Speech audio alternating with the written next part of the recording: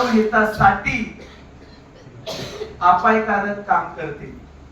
आणि त्यासाठी आपण काय केलंय, जर कोणाला वाटतंय की याच्यात वेगळे काही घटक आहे म्हणून याचे एवढे रिझल्ट आहे, कोणाला वाटतं याच्या स्टेरॉइड आहे म्हणून रिझल्ट आहे, तर त्यांच्यासाठी आपण काय केलंय, जर कोणाला असं जाणवतंय तर त्याला 8,000 रुपये खर्च आहे, 8,000 रुपये घ्यायचे आणि हे प्रोडक्ट लॅब मध्ये जाऊन टेस्ट करायचंय।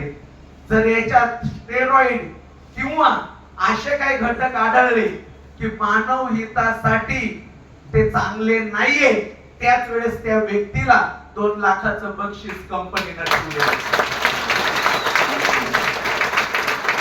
कारण मित्रांनो, रियांश सगळं करेल पण कधी पैशासाठी, कोणत्या मानव जातीसाठी रियांश खेळणार नाही यार, हे वादा राहिलं।